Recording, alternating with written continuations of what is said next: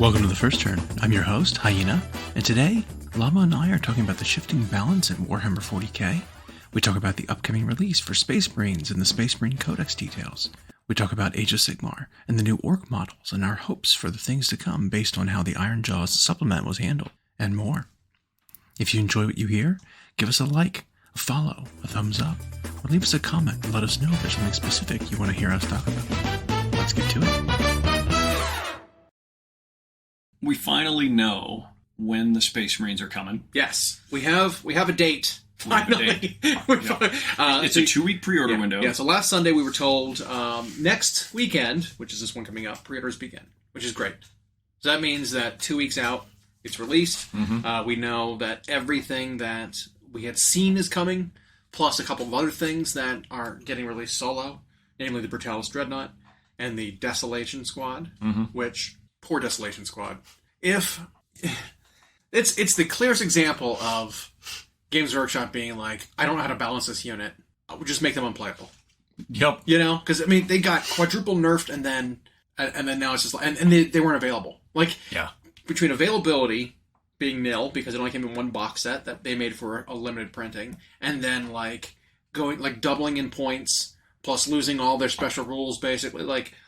Man, and then capping the unit at 5. Man, that unit is just not playable. I hope they revert some of it.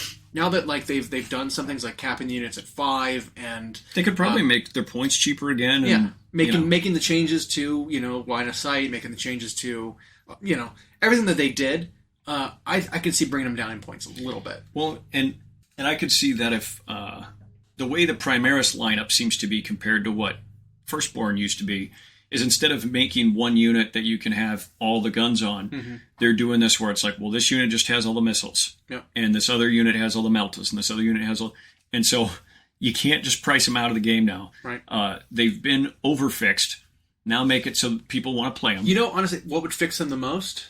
Make it so that whatever character was attaching to them to make them ridiculous just can't attach to that unit. That would fix it. Because, like...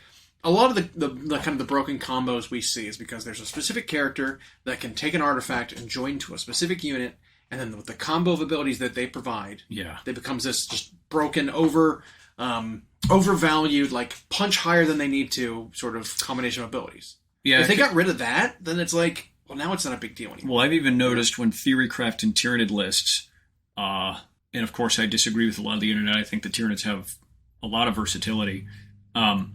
But the artifact, or the enhancements rather, that I take are almost always the ones that apply to the unit. Whenever it's like the bearer and the unit get a thing, that's just always better than when it gets it on himself. Or you can take a weapon that gives your character +3 strength. Nope. Yeah. Why? Right. No. When instead it says something like the unit gets a feel no pain, it's like, yes. Yeah, exactly. Because something that's affecting that many points just amplifies its value. And you're right, I think... some of the most offensive combos probably include that. But it's great that Marines have a date now. We got to see what the sprues for the Jump Pack Assault Intercessors look like. No Thunderhammers in there. It looks like it's Power Fists, Power Swords, Chain Swords.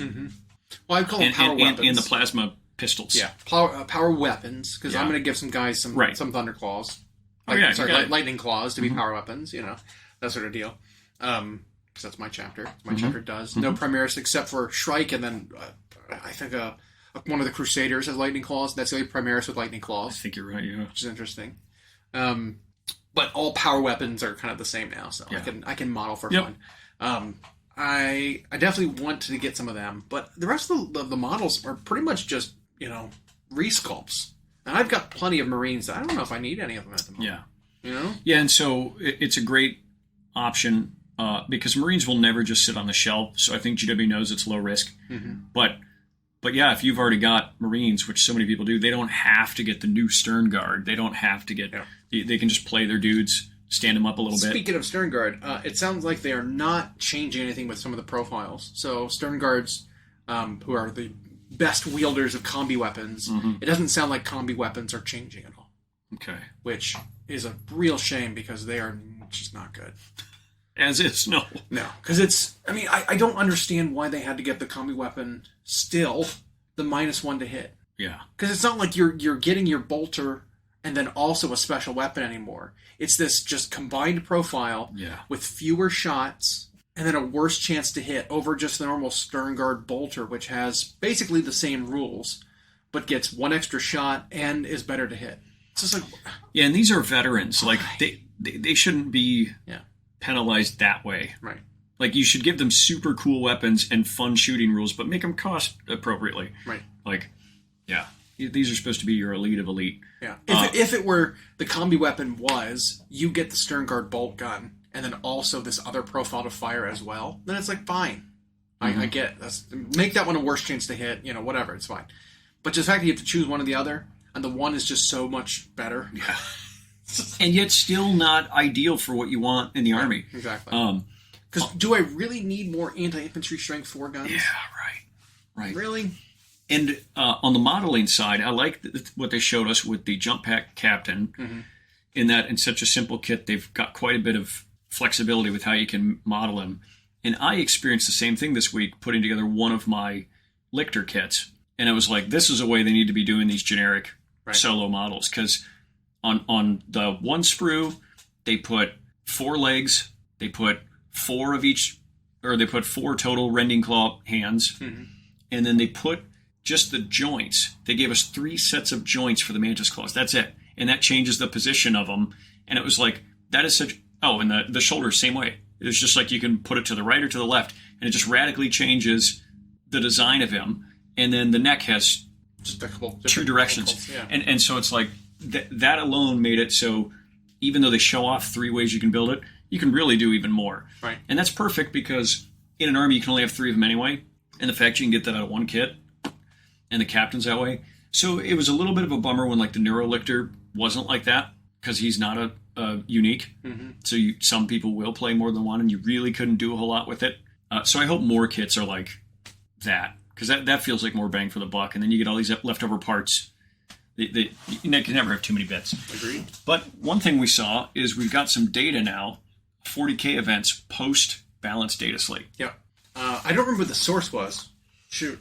But there was some like win percentage postings being done for the data over the weekend, and it was much, much tighter. Like when we had first seen data coming out after the balance data sheet, it was just all over the place because it was mixing old stuff and new stuff. It painted just a very muddy picture because it looked like nothing changed. Yeah, except Votann came up 32%. That was the, which is not the case. Yeah. I mean, maybe that weekend when people weren't used to Votann doing anything, it caught some people off guard and they had a higher win percentage. Right. But it was also very low number of people playing it. Right. And so like at generally, Nova, there was one guy who went like 2 and 5 or whatever. Right.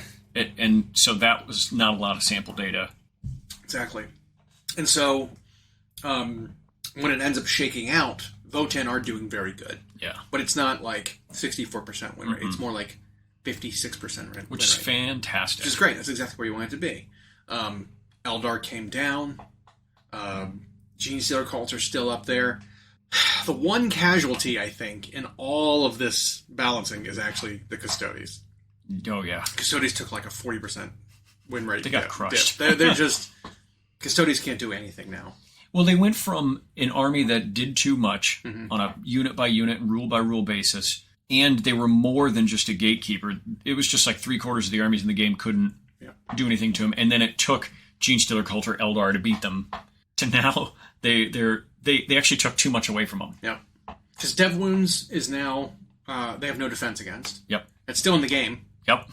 And that used to be their whole thing. Now they just have no defense versus it. Their unit sizes got capped, so there's less, stacking buffs on multiple guys. They had, with the shakeup of how free CPs worked, only battle stratagems can be used with free CPs now.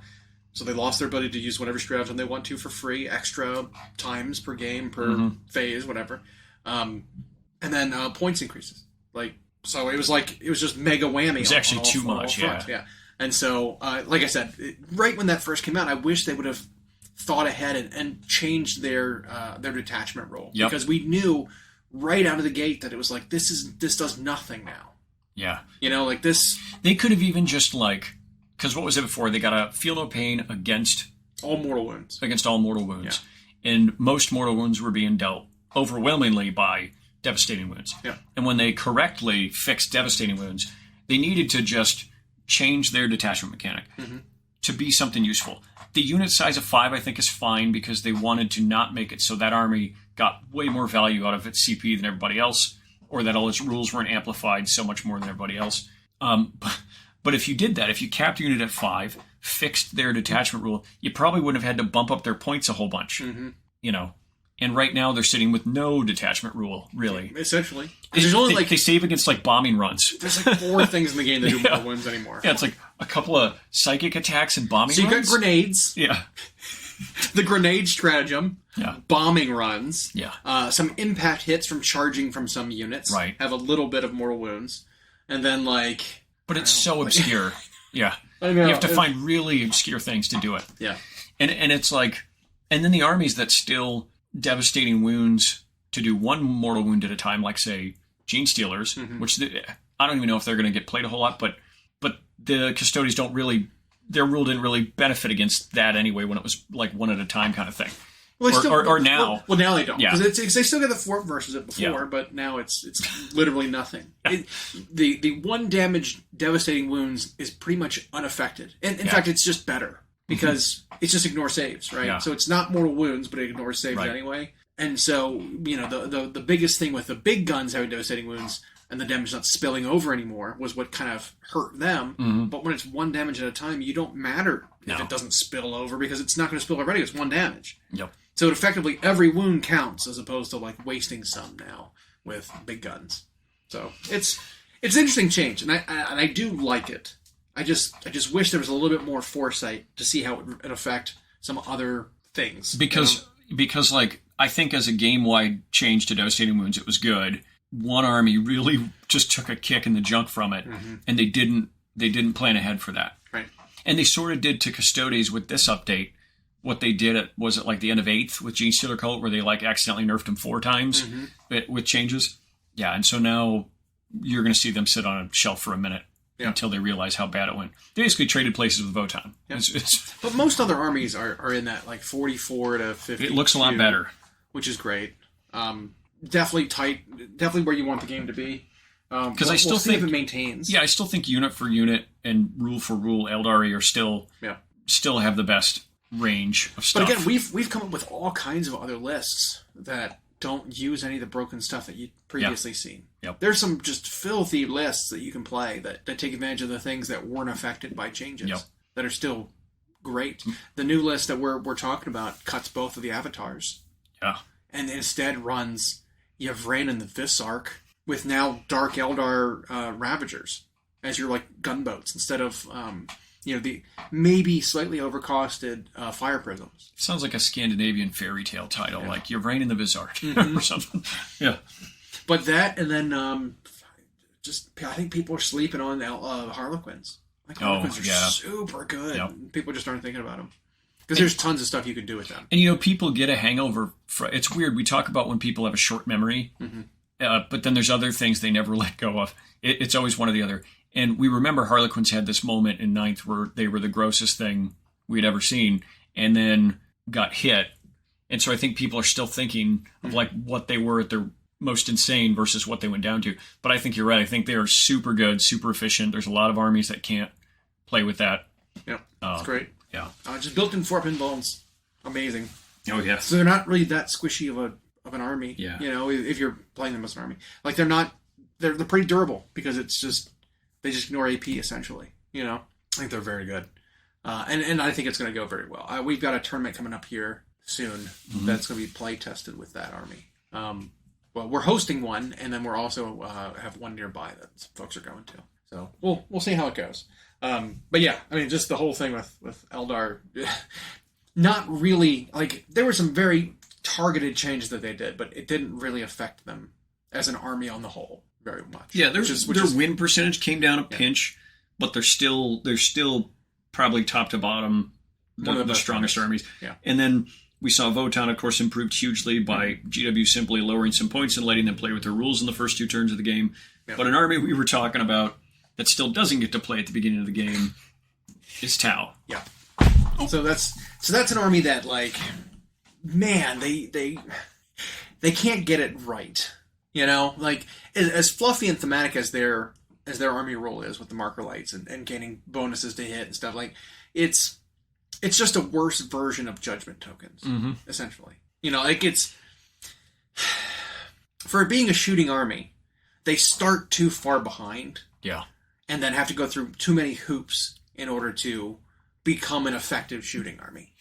You know, especially because you think about the fact that the biggest benefit that they had before that made them good at shooting when they could shoot well was the fact that you could stack buffs on a one big unit, have tons of drones and whatever in the unit to block shots, and then you can split fire and target everything you need to, right? With one unit receiving all the buffs.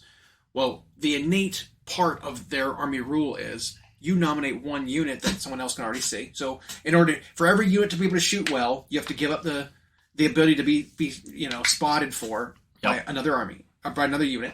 So like half your army is not getting the buff because they're spotting. Right.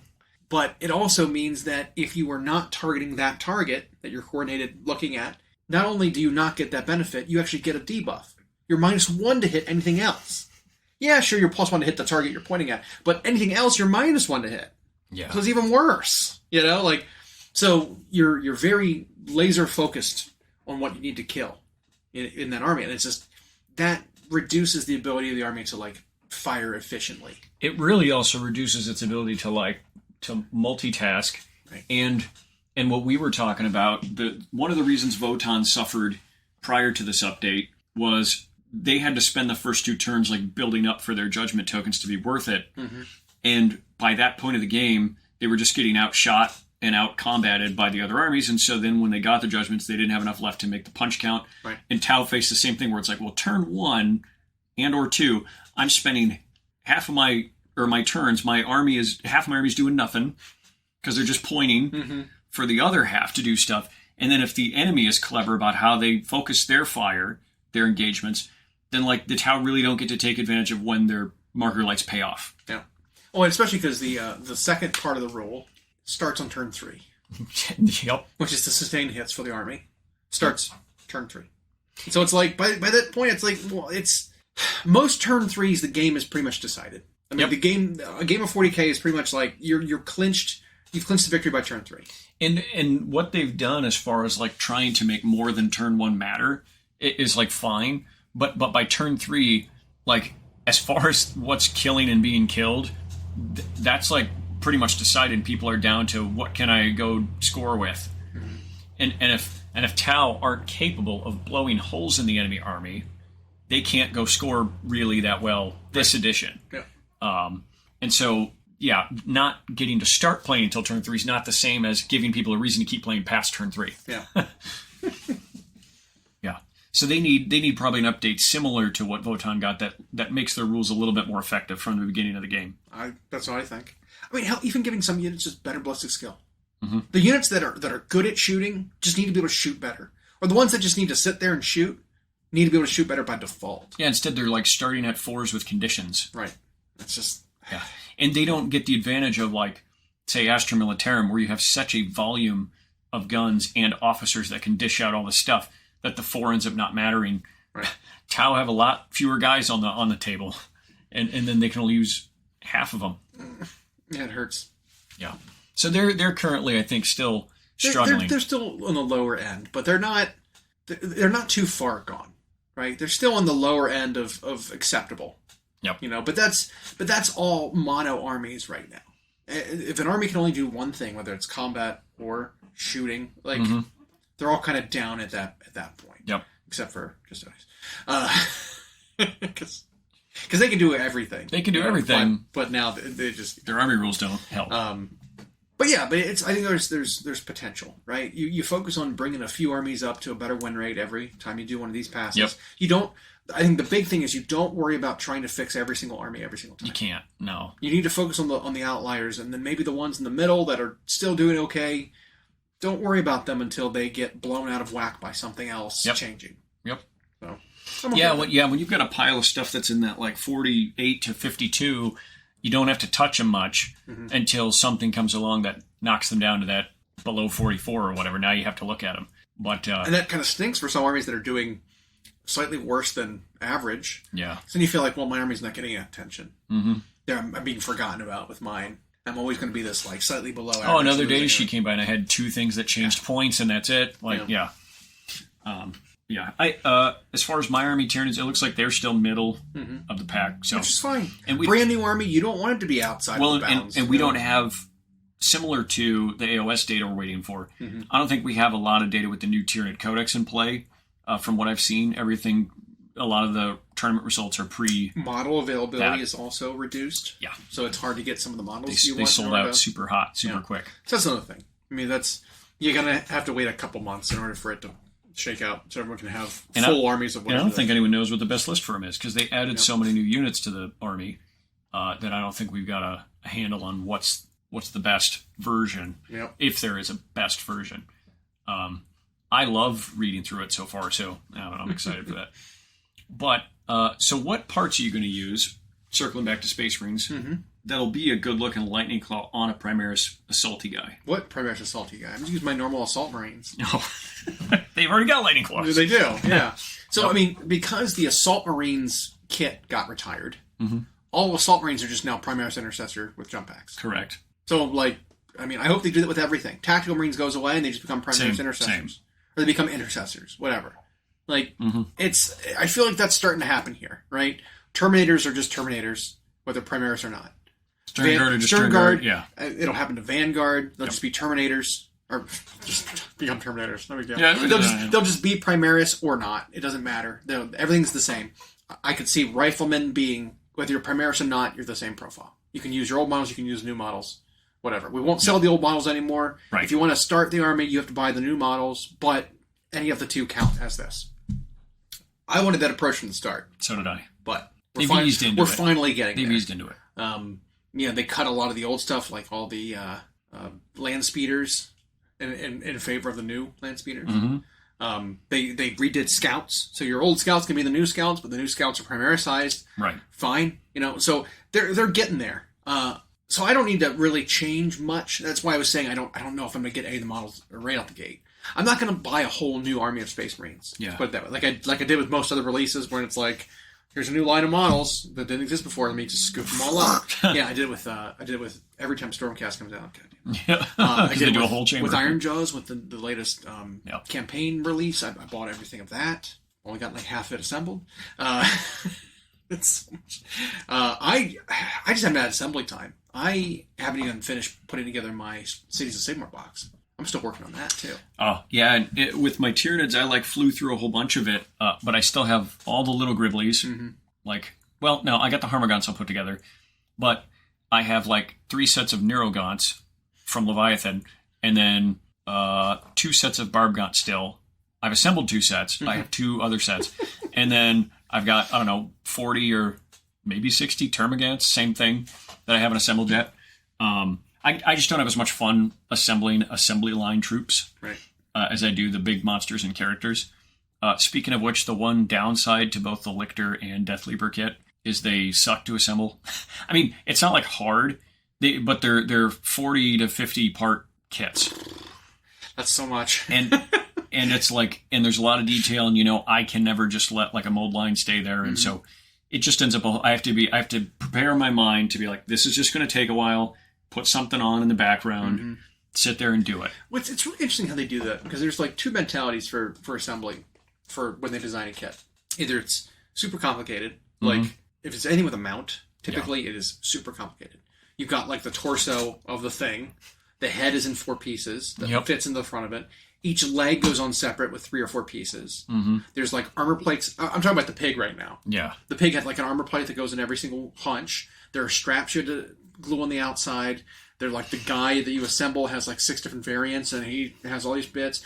The pig was kind of a lot to do. Yeah. But on the other end, the new Ardboy boss was 3 pieces. Yeah. He reminded me of an old metal model.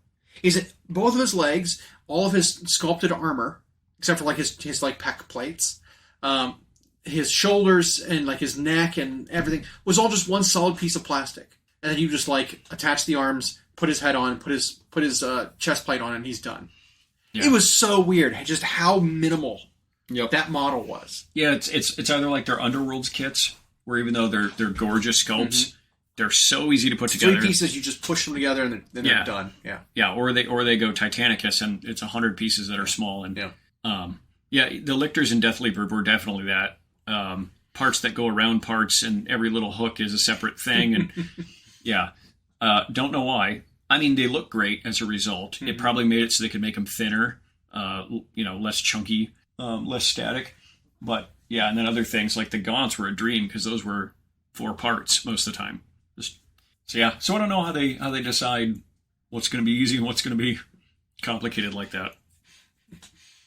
Speaking of new models, though, there are more coming. There are, we know of... GW's going to make more models? What? Yeah, exactly. But we know that there are more coming for very specific armies and games and stuff. So we got hints that... we know that there's more stuff coming from the Epic Scale game that Legions they're Imperialis. Which we don't know when that's coming out yet. No. But they showed off today, drop pods and stuff for that game, which... At that point, it's are we just playing mini 40K? It's mini 30K technically, but yeah. Sure. Mini 30K? Yes. I think it'd be interesting if they're not going to, because they put out so much Horus Heresy stuff. But if it's that's the route that 30K went, it's we're shrinking it down to 6mm scale or 8mm scale or whatever. No more regular size models. If you want to play Horus Heresy, go small. Speaking of, I heard someone who got a little Eeyore about it. They got really excited when they saw that this was coming. Mm-hmm. And then they were like, oh, it's set in 30K. Well, I wish it was 40K like Epic. It's so paint it how you want it, play with the rules, and just make it 40K. You don't have to that's the funny bit is that so many times, whether it is a game like this where you're not playing in tournaments. No. You're playing with your friends, whatever. This one's a funsy game probably. Or even things that aren't competitive like D&D. Yeah. People will complain about they changed this. And it's who gives a shit? Go play it how you want. Go revert it. You don't have to play with the current edition. You don't have to enact that change. I mean, there are plenty of times when I play those kind of games and I was I don't like this part of the game. I'm going to change it. Yep. It's who's going to stop me? You know what I mean? And if they're playing with with the Legions Imperialis, is you and a friend are going to split that starter box, paint them up whatever chapter you want, start playing. For one, they're tiny. Mm-hmm. I don't think anyone's going to care that you made them look like, say, 40K Space Wolves instead of 30K Space Wolves. Right. And you're saying that this is a 40K setting. It doesn't matter. Mm-hmm. There's not a bunch of fluff tied to it. Yeah. So paint it however you want it. Think of it as 40K mini, and go to town. Yeah, because for a game like that, and the people I've seen talk about it, you're right, they're not tournament goers. This game probably won't have a great big tournament scene if it has one, at the risk of cannibalizing other ones. Yeah. Yeah, so. Certainly. Buy the models, paint them, have fun. Yep. Don't get hung up on the details like that. You don't have to worry about it. But we know that there's more coming also for some things they've actually shown off. Yeah. We've got some... We've speculated that that game's eating up a bunch of their production also. It has to be. And in the same way that Horus Heresy, all those vehicles they made, is eating up production time. I'm sure things have gotten pushed back because they're busy printing all this stuff. Mm-hmm. Even why maybe some games in some armies, when they get a release, they really get nothing but a book. Right. Maybe one hero in a book. It's because it's there's no production time to get some of these models pumped out. They could have models for armies that they're sitting on that they haven't been able to even get to the printer because of all this other stuff they're doing, the big release things. And so an army like Skaven, so an army like what was it last time? Ossiarch Bone Reapers, or when these armies are only getting one hero and nothing else, or just an Underworlds kit, nothing else, they might have stuff for design for them that they just can't get to. Yeah. Which I'm sure that's the case. Yeah. I was thinking about some of the rumor engines we've been seeing. Okay. And some of them are leading towards they're very thematic. Mm-hmm. There's got to be, hear me out, an update to Kroot coming. To Kroot, okay. For Tau. Kroot are coming. I'm calling it. The one we had this week was a double barrel, slanted end, I don't know, some kind of gun. And the first thing I saw was that's the gun on the Kroot talks. Yeah. I recognize that gun from my second ed, Tau box that I bought with my metal Kroot rider in there. It looks like so many of the Kroot rifles in general. Yeah. But this one specifically, double barrel, vertically double-barreled. It's like, there's only one gun that the Kroot have that look like that, and it's that one. Yep. And it may not be a Krootox. It might be, Kroot Cavalry, like they had from Forge World way back in the day. It might be a Narlock that they used to have, which was a bigger version of the Kroot Cavalry that had a rider. He always had like a crossbow ballista thing on his back, but, they can change that and come out with new stuff. But I think Kroot are coming. Because a lot of their models are old. We got one little update in Kill Team, was it? So they got a Kill Team that was an elite Kroot tracker unit that should have just replaced the Kroot. I mean, honestly. Like, why did they make a separate data sheet for them? Right. Like, it should have just been, this is replaces Kroot. But, regardless. Because they did the same thing with Pathfinders. They added all like the different Pathfinder guns in from the Kill Team to the Pathfinder data sheet. Well, this was Kroot, but with extra special weapons. They should have just replaces Kroot Carnivore Squad or exactly. whatever. Yeah. We had a new, like a character from Blackstone Fortress. We had the Kill Team, and then like 6 or 7 different rumor engines that were very Kroot themed. Well, and I think Tau on the release path, because we have AdMech Necrons next. Yep. I think Tau are on that next. Yep. Early 2024. Yeah. Yep. So, but there's like a hand with the classic Kroot hand where it's like 2 fingers, 2 thumbs. Got that kind of like quad grip thing. There was definitely something like that. There was like a Kroot like tracker cloak where it had like quills in the cloak itself. And it's like, these are all Kroot bits. Yeah, I think a lot of people just missed it. Yeah, because it's a sect of 40K that has gone largely untouched for so long, and most people who played Tau only ever included Kroot when like the rules to manipulate some sort of board edge thing were like super beneficial. Yeah, they were super cheap. They can go grab an objective. They were distraction, and they're very outdated. So yeah, that'd be a sweet update to them for sure, and long overdue, I think. Absolutely, make them more interesting. Yep. And do you think we'll see that at like the October preview event? Or is that too far out? Maybe. I'm still holding out that the next big like army refresh we're going to see is going to be Flesh Eater Courts, because we still haven't seen them yet. Right. Because we also know they're coming. There is a character in the campaign that we've been seeing who's been coming up a lot as like this Ghoul King, like super Ghoul Emperor, Ghoul whatever, the King of Kings, called the Summer King. They need a cool named guy. Yes, they do. Maybe not like a big centerpiece, just a medium centerpiece. A Radagar the Wolf size, yeah, kind of, or the Radagar the Beast, whatever, the bigger one. Something that's about that size, right? That's the size of a Primarch. Lionel Johnson, i.e., something like that size, very characterful, named character, and then flesh the line out a little bit. He comes with his royal retinue. Sure. Armored knights. That are ghouls that have like armor and weapons. Maybe the army finally gets a unit that has a decent save, that kind of thing. A little bit slower, but better save. Flesh out Flesh Eater Courts a little bit better. That's what I want to see. And I think maybe it's time for that, because October is solidly in the fall. Yep. The time frame for the last book is fall. We have crossed officially into autumn now. We're in it. So it's got to be soon. The time frame works. We're middle of fall. In order to release it in 4 or 6 weeks, we need to see it soon.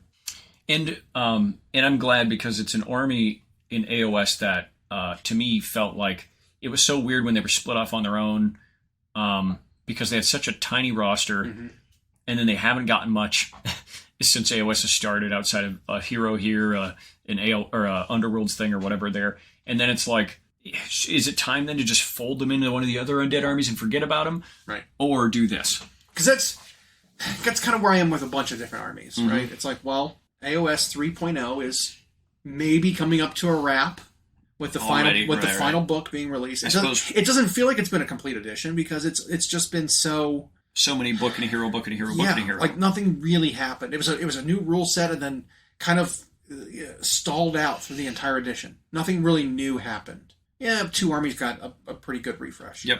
But it wasn't a lot. I'm hoping that if 4.0 is around the corner, maybe next summer, let the edition live for about 6 months, and then, new edition.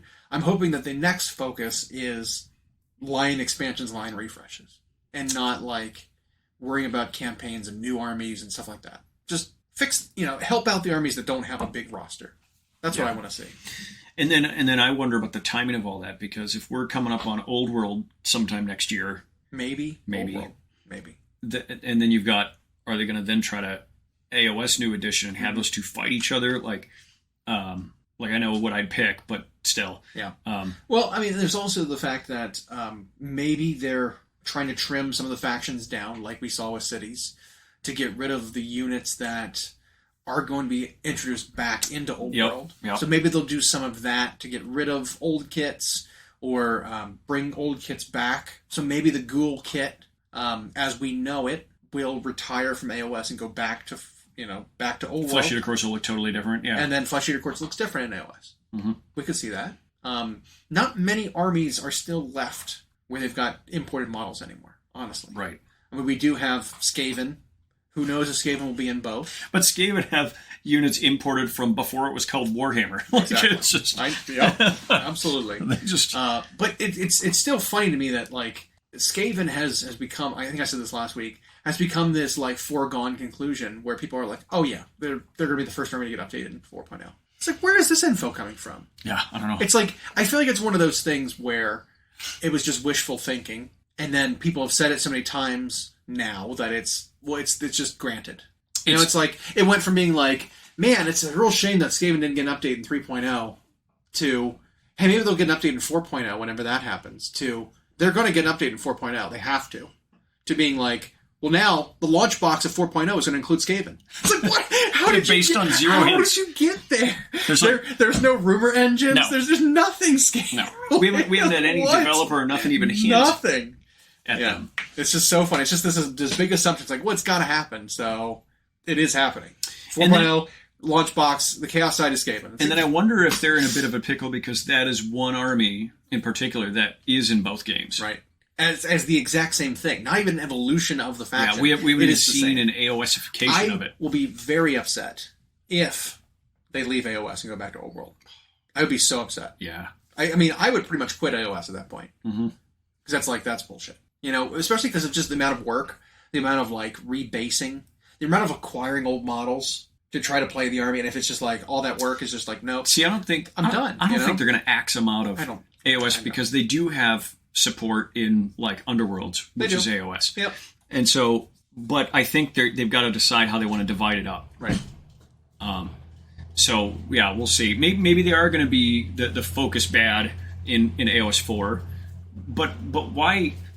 AOS 3's rules are so good that I just wish it would be like, come back around and do them again. They used to do that in the past. Yep. You could touch an army more than once. Multiple battletomes in one edition. Yeah. Yeah. I don't know what they'd fix about core rules. I feel like if they did a new edition, it would largely be the same. I don't know what they would clean up. Yeah, maybe they would incorporate some of the season stuff. Maybe. I mean, that would be, that's a good point. That would be super cool. Because some of that was so good that should just be I part feel of the game. like the seasonal thing was them play testing certain mechanics that could be. That might be in the new edition. Things like heroes being able to hide, things like being able to fight in multiple ranks for units that are infantry. Maybe not beasts and cavalry, but like infantry units being able to fight in multiple ranks just by default. I wonder if the developers, because we know like in Magic the Gathering a bit of how it works, and I remember hearing what's his name, used to paint alongside Duncan. How'd I forget his name? Peachy.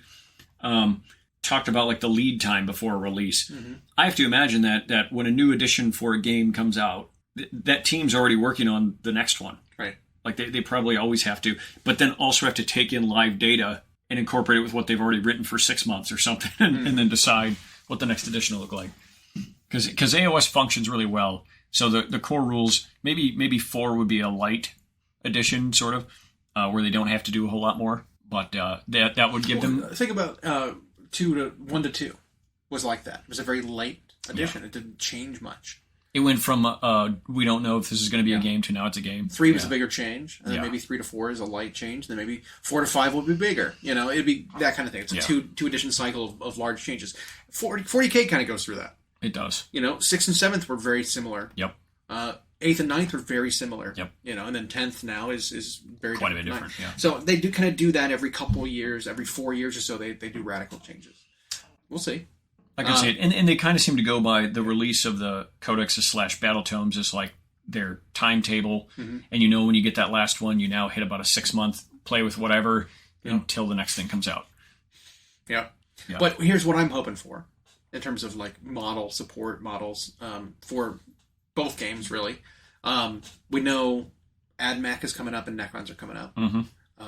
Maybe Necrons just needs a book. Well, Necrons are not sitting on a bunch of old models anymore. Because they got a big update in the last edition, right? But they've got plenty of models that are newer that don't have a purpose yet, that don't have unique enough rules, don't function as... don't have a purpose, right? We were talking about Ophidian Destroyers in Necrons yesterday, the day before, and they just don't... I just don't understand the purpose of them. No. Because there are things in the army that do what they want to do, but better in every aspect. Maybe not the same unit does all of it, but, is it a backline objective grabber unit? Well, you've got Praetorians. Is it a charge in and blender kind of unit? Well, no, you've got score packs, right? Yeah. That does the same thing. And Lich Guard and yeah. So it's like, what is the reason? Oh, is it a fast mover that's durable? No, you've got wraiths and Tomb Blades. Yeah, right. It's like, I don't understand the purpose of that unit, and I don't think they've got a good role yet. Yeah. So fixing. But you're right. As far as models for Necrons, they had all their old kits updated except for some of the named characters. So they could easily. So maybe they'll get. Yeah, they could easily take a really popular one like Trazen the Infinite or whatever, Anric the Traveler, update them to plastic, and go from there. Give them the Nemesis, not the Nemesis, the Caesaris treatment. Yeah, where it's exactly. A complete redesign of that model, and it's just like. Looks spectacular. It looked like a curled up dead spider before. Now he's just this massive, phenomenal, just amazing. I think we'll see a bigger push to have more AdMech stuff be updated, because while AdMech has a pretty extensive army line, and it's all mostly new. Yeah, I mean it's still missing out on some things that make it a full army, right? Like they've got planes, they've got cavalry now, they've got the jump pack guys, but like. Unless they get some kind of like knight support, more integrated into their army, they don't really have a big thing that punches. You always have to like ally in a knight, even though the AdMech are kind of the ones that make the knights. That provide the technology for a lot of them. Right, and like they most of the Forged Worlds have their own like knight forces, and we see that through the actual Forged World knights, the Megara and stuff. Like maybe a plastic Megara, something that is a true AdMech. Super heavy, and then they get to double dip and artificially expand Imperial Knights and Chaos Knights. Right, exactly. Yep. They recently retired and cut the hoplite versions of the Rangers. Not the Rangers. What's the other half of the Ranger kit? Rangers. Yeah, the AdMech Rangers, the infantry, little guys on foot. Skitaria Rangers and what's the other ones? Well, I don't know. Okay. They had the ones. The Vanguard. They're the Vanguard and the Rangers. There's guys with the helmets, you guys with the hoods. Well, Forge World had a kit called the Hoplites. Oh, yeah. That they were like shield and like taser goad. Yeah. That they recently cut. They're gone from Forge World now.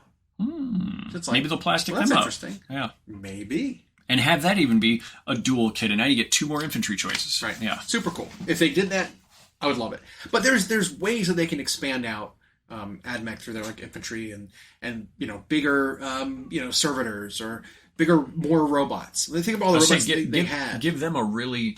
Because they've got the Castellan and Cataphrons, and then you have to go all the way up to the Onager whatever Walker. What if they had their dreadnought sized thing? Well, think about what they had in from Forge World in 30K. Right? Think about the Ashen Circle. Was it Ashen Circle?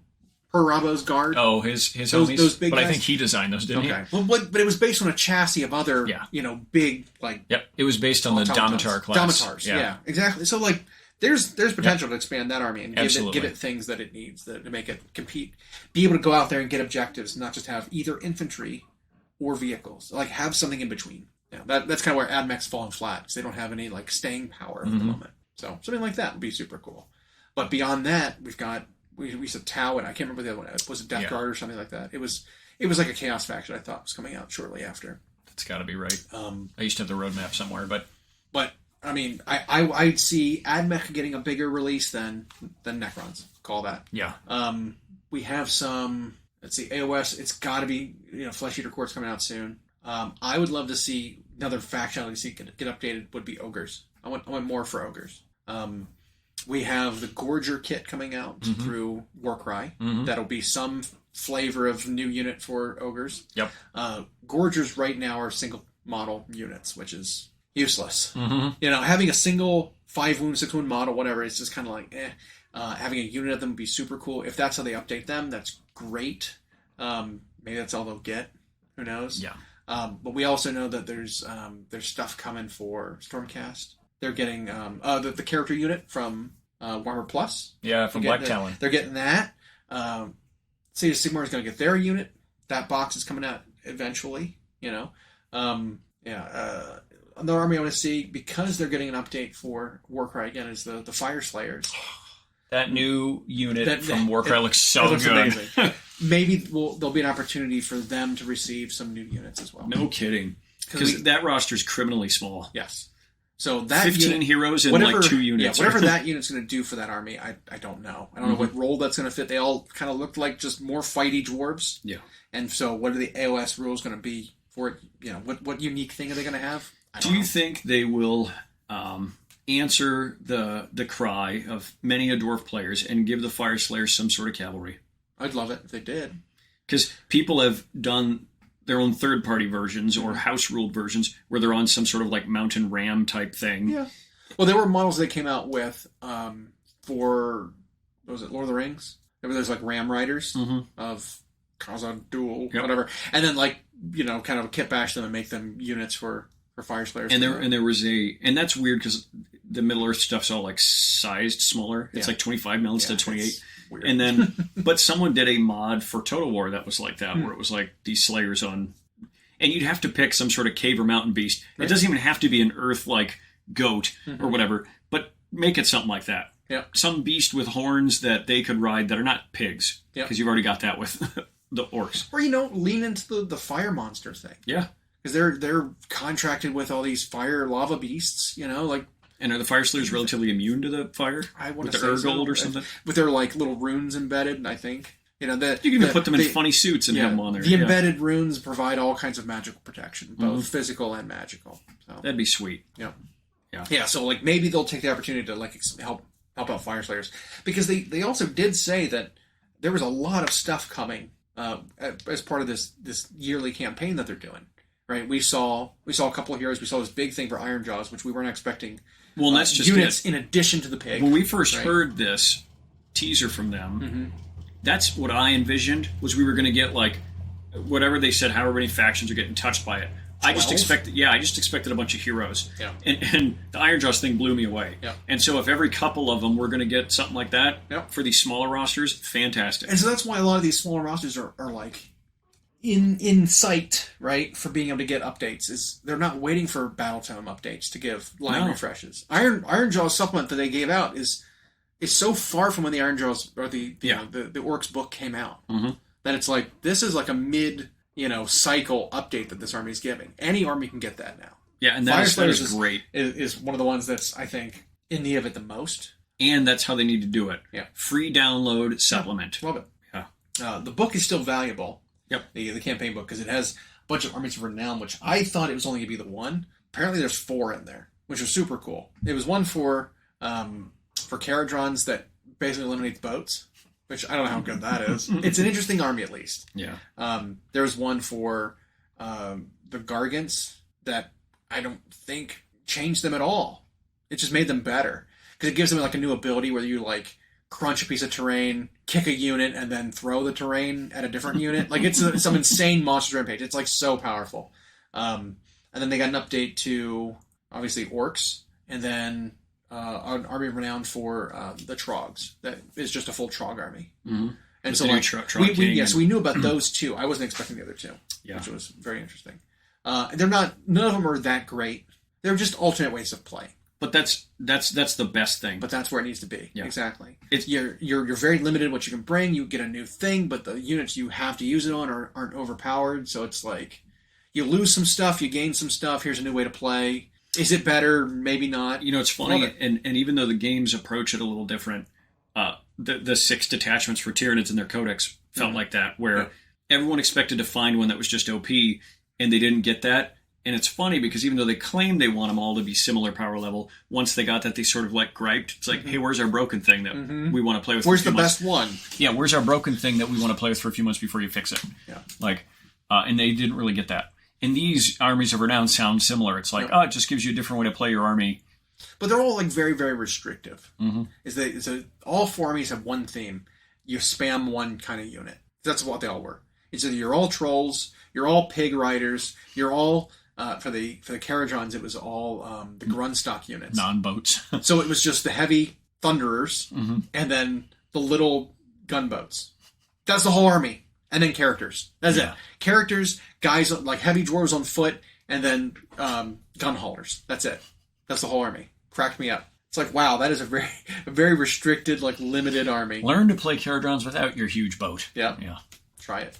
But the benefit is huge. The benefit they get is every time you shoot or fight on it's a 50-50 chance of just being able to shoot or fight again just immediately. -1 to hit, but see, and that's carefully thought out, because in the old days they would have made something like that in a campaign release, been really vague about if it's match play legal or not, and then it would have just applied to the whole army. It would have been in addition to what you had before. Yeah. So it would have been like, oh, well, you just gain this. You don't have to sacrifice anything. You get to play the whole army and just do this. Yeah. So I liked it. It was a good approach to it. And we know we've got a couple more books coming. There's 2 more books that we know of. And there's like half a dozen armies still they have to touch. I think, yeah.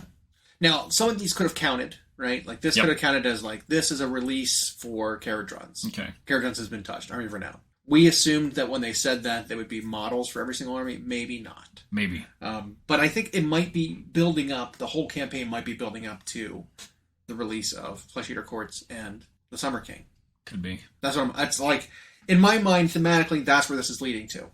It's sort of like a really cool, like, build up, end time style to like these massive like reveals and releases and advancement of the story.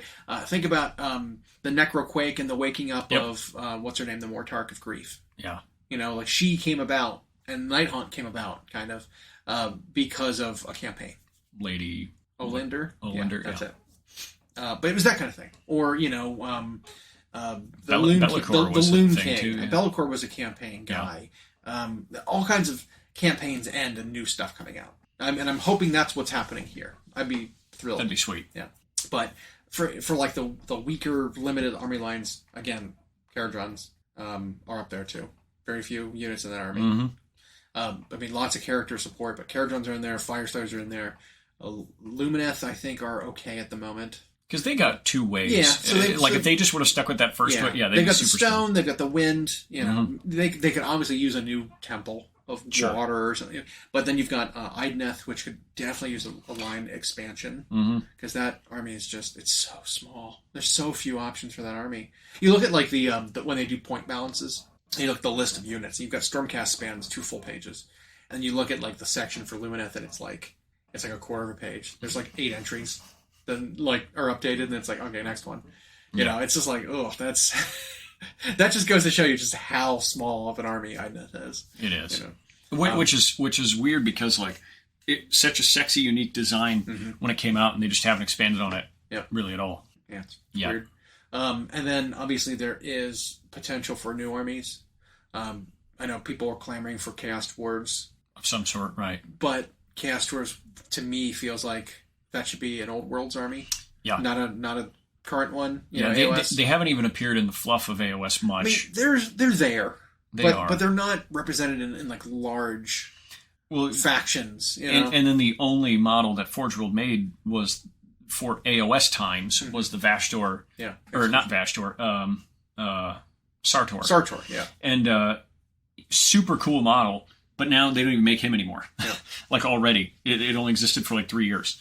So I think they might save that for Old World because they're going to be in that part of the map. And they were a massive release in Total War Warhammer. Yep. And they gave us 3 legendary lords that are super unique. They gave us a ton of updated looking units. They could totally just make that a massive plastic release for that game. I think if they're going to do a new faction anytime soon, it would be the Shadow Elves, which we've always been kind of... They've been in the lore everywhere. Yes, they have. Yep. Malekith has been a prominent player in a lot of the story. Yep. and his faction just has never shown up yet. So I could see something like that happening. And it could be a whole model line in the works, and they're just waiting for a good release slot. Yeah, absolutely. Sylvaneth used some more. That's another army. I mean, they got some stuff, but pretty much all the elf factions are up there. In Sylvaneth, they're trying now to really separate them from the wood elf side of them. So that, but there's always like the potential to go back to what they were doing with the half beast elves, beast people, the centaur elves, the satyr elves, and kind of introduce some woodland creature, fey creatures into the army, as opposed to just being all spirits. Yep. Like you could be super. You could lean into that that woodland vibe. I'd be okay with that because some of those models look amazing, and they just never really capitalized on it. Yeah, too much to do, and I don't know how much their production capabilities have grown, and yet now they're supporting all these games. And so it could be that in the last couple of years, AoS, I don't want to say suffered because they got stuff, but suffered a bit because they were preparing for 40K 10th, because they were preparing for Old World, because they were preparing for Legions Imperialis. You had all these games that needed massive support going on, and they're like, well, AoS will make great rules. We'll just wait till AoS 4. Yeah, we'll just skip an edition. We'll make great rules and then not do a whole lot. Until 4, and then they'll shine or whatever. But I would love it if Skaven was one of those ones that did get a massive update soonish, because these armies all have a menu of options that need to be updated. It's like going to the same place over and over again, and just seeing the same thing on the menu, and then. So I wish they'd come out with something, add something new to it. Yeah, don't need the same chicken tender sandwich every time. But speaking of menus, I can eat a chicken tender sandwich. Let's eat.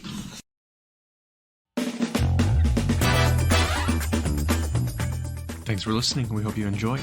Check out our new episodes every Friday at Google Podcasts, Spotify, and Audible, or on Podbean.